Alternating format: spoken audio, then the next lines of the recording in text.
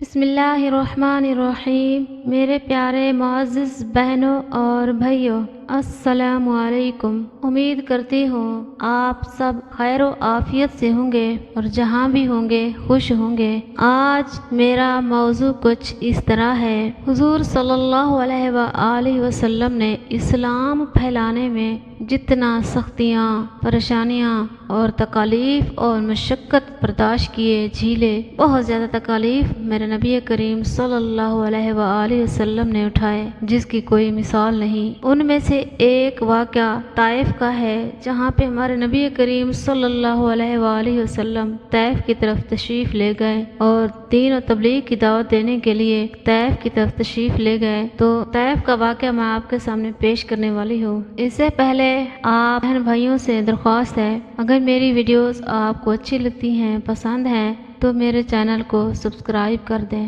شکریہ۔ آئیے ہم چلتے ہیں واقعے کی طرف، جو میرے نبی کریم صلی اللہ علیہ وآلہ وسلم کو طائف کے وقت پیش آیا۔ دین کی خاطر سختیوں کا برداشت کرنا اور تکالیف و مشقت کا جھیلنا۔ حضور اقدس صلی اللہ علیہ وآلہ وسلم اور صحابہ کرام رضی اللہ عنہم نے دین کے پھیلانے میں جس قدر تکلیفیں اور مشقتیں برداشت کی ہیں، ان کا برداشت کرنا تو درکنار، اس کا ارادہ کرنا بھی ہم جیسے نالائقوں سے دشوار ہے۔ تاریخ کی کتابیں ان واقعات سے بھری ہوئی ہیں، مگر ان پر عمل کرنا تو علیحدہ رہا، ہم ان کے معلوم کرنے کی بھی تکلیف نہیں کرتے۔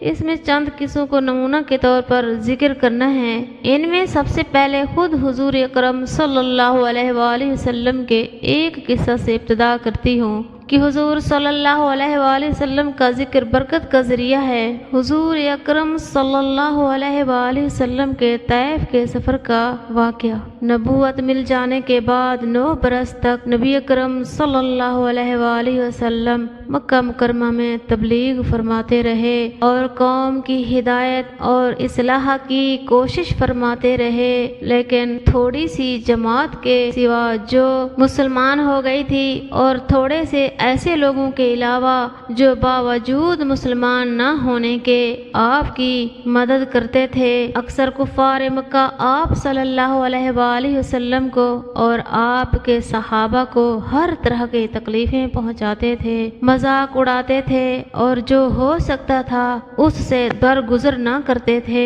حضور صلی اللہ علیہ وآلہ وسلم کے چچا ابو طالب بھی انہی نیک دل لوگوں میں تھے جو باوجود مسلمان نہ ہونے کے حضور صلی اللہ علیہ وآلہ وسلم کی ہر قسم کی مدد فرماتے تھے۔ ہمارے نبی پاک صلی اللہ علیہ وسلم کی پہلے پرورش ان کے دادا حضرت عبد المطلب نے کی تھی۔ ان کی وفات کے بعد نبی پاک صلی اللہ علیہ وآلہ وسلم کی پرورش ان کے چچا ابو طالب نے کی تھی اور حضور کا ساتھ دیتے رہے آخر تک۔ حضور صلی اللہ علیہ وآلہ وسلم کی ہر قسم کی مدد فرماتے تھے۔ 10ویں سال میں جب ابو طالب کا بھی انتقال ہو گیا تو کافروں کو اور بھی ہر طرح کھلے مہار اسلام سے روکنے اور مسلمانوں کو تکلیف پہنچانے کا موقع ملا۔ حضور اقدس صلی اللہ علیہ وآلہ وسلم اس خیال سے طائف تشریف لے گئے، وہاں قبیلہ ثقیف کی بڑی جماعت ہے، اگر وہ قبیلہ مسلمان ہو جائے تو مسلمانوں کو تکلیفوں سے نجات ملے اور دین کے پھیلنے کی بنیاد پڑ جائے۔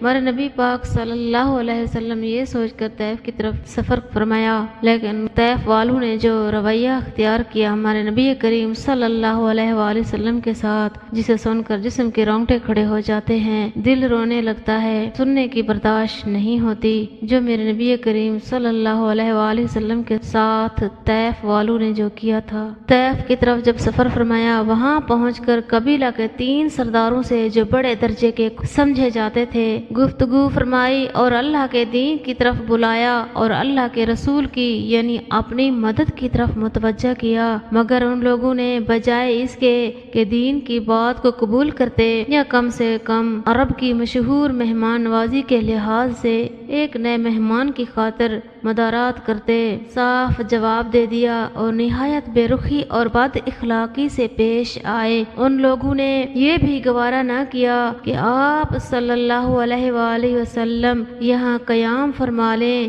حضور صلی اللہ علیہ وسلم کو ظالموں نے ایک رات ٹھہرنے کے لیے بھی نہیں کہا۔ جن لوگوں کو سردار سمجھ کر بات کی تھی وہ شریف ہوں گے اور مہذب گفتگو کریں گے۔ ان میں سے ایک شخص بولا کہ اوہو، آپ ہی کو اللہ نے نبی بنا کر بھیجا ہے۔ دوسرا بولا، اللہ کو تمہارے سوا کوئی اور ملتا ہی نہیں تھا جس کو رسول بنا کر بھیج دے۔ تیسرے نے کہا، میں تجھ سے بات کرنا نہیں چاہتا، اس لیے اگر تو واقعی نبی ہے جیسا کہ دعویٰ ہے تو تیری بات سے انکار کر دینا مصیبت سے خالی نہیں، اور اگر جھوٹ ہے تو میں ایسے شخص سے بات کرنا نہیں چاہتا۔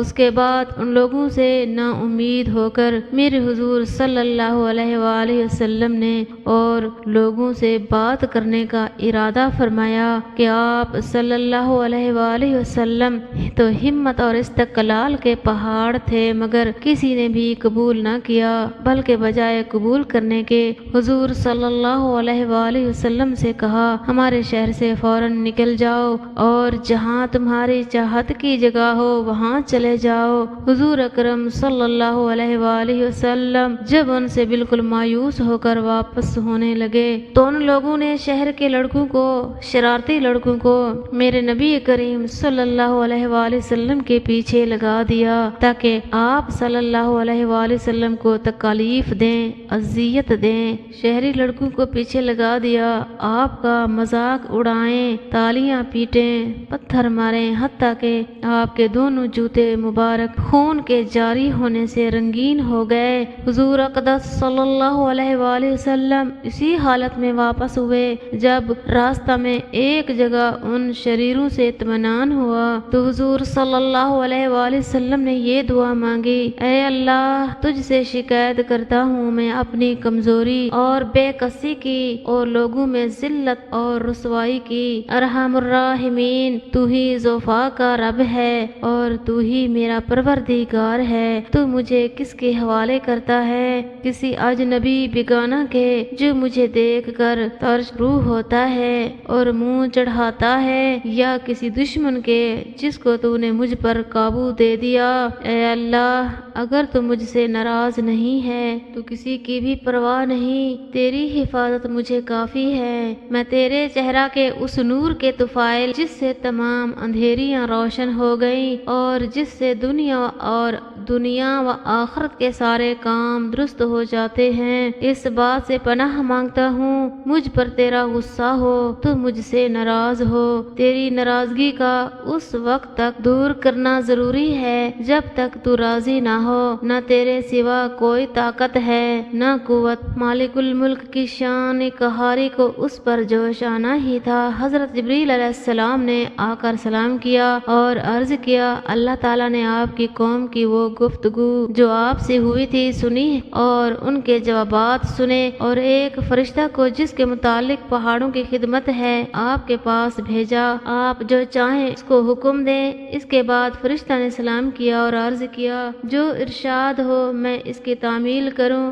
اگر ارشاد ہو دونوں جانب کے پہاڑوں کو ملا دوں جس سے یہ سب درمیان میں کچل جائیں، اور جو سزا آپ تجویز فرمائیں۔ حضور صلی اللہ علیہ وآلہ وسلم کی رحیم و کریم ذات نے جواب دیا کہ میں اللہ سے اس کی امید کرتا ہوں اگر یہ مسلمان نہیں ہوئے تو ان کی اولاد میں سے ایسے لوگ پیدا ہوں جو اللہ کی پرستش کریں گے اور اس کی عبادت کریں۔ یہ ہیں اخلاق اس کریم ذات کے جس کے ہم لوگ نام لیوا ہیں۔ ہم ذرا سی تکلیف سے کسی کی معمولی سی گالی دینے سے ایسے بھڑک جاتے ہیں کہ پھر عمر بھر اس کا بدلہ نہیں اترتا، ظلم پر ظلم اس پر کرتے رہتے ہیں اور دعویٰ کرتے ہیں اپنے محمدی ہونے کا، نبی صلی اللہ علیہ وآلہ وسلم کے پیروکار بننے کا۔ نبی کریم صلی اللہ علیہ وآلہ وسلم اتنی سخت تکالیف اور مشقت اٹھانے کے باوجود نہ بد دعا فرماتے ہیں نہ کوئی بدلہ لیتے ہیں۔ یہ تھی میرے نبی کریم صلی اللہ علیہ وآلہ وسلم کی شان، رحمت للعالمین تھے، بجائے ان کو بد دعا دینے کے